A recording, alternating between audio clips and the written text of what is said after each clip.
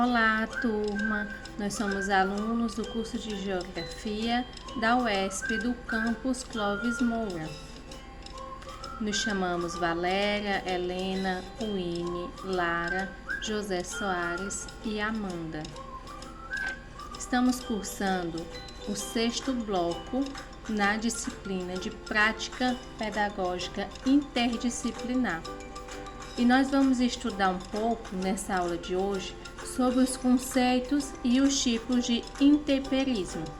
O que de fato é intemperismo?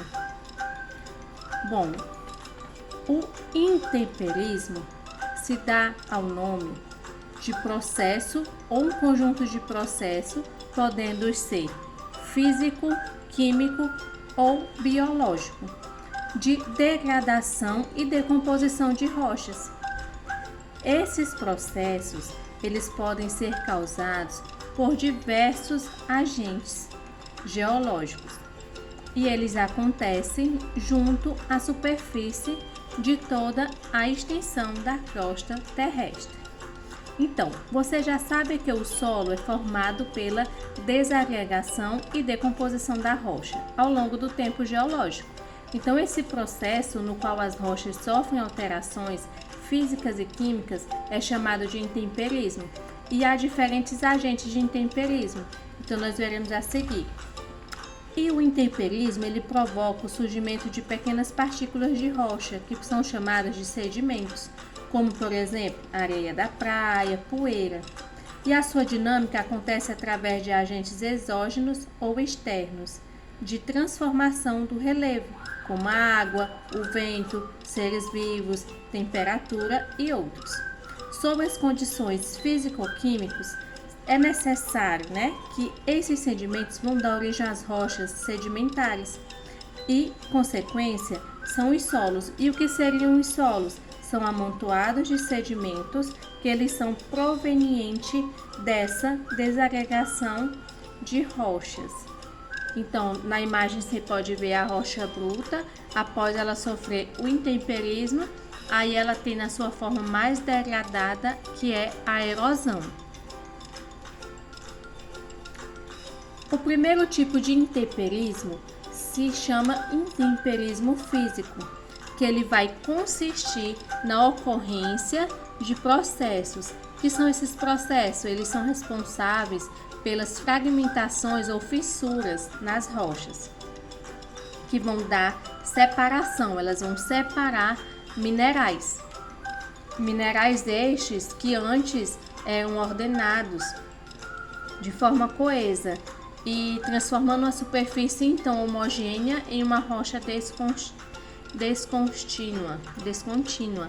Então, para esse intemperismo físico acontecer, a rocha que antes é inteira, é totalmente homogênea, ela vai de fato se transformando, se fragmentando, vai havendo fissuras, quebras e elas vão separando esses minerais que formam a rocha.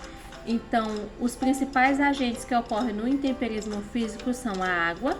Todavia, em seus processos de evaporação, congelamento, a variação de temperatura ou a chamada termoclastia.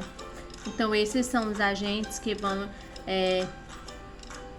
dar ocorrência a esses processos. Eles vão ser responsáveis por essas fragmentações, essas fissuras que vão separar as rochas. O intemperismo químico, ele já é caracterizado pelas transformações químicas oriundas das diferenças de pressão e temperatura da rocha. O ambiente em que as rochas se formam costumam ser diferentes da superfície terrestre. Então, no químico, é essa diferença de pressão e temperatura que vai de fato modificar o solo e as rochas. E essas rochas se tornarão ou mais úmidas, elas vão ter uma elevação da sua umidade, ou então elas vão ficar mais secas. Vai ser elevada em contrapartida a sequidão, ela vai ficar uma rocha mais áspera, mais seca. Isso no intemperismo químico, que são essas reações químicas que ela vai agir diretamente e vai se observar várias modificações na rocha. Então, ela não vai ser aquela rocha tradicional, ela vai haver movimentação nessa rocha, e a partir dessa movimentação ela fica diferente.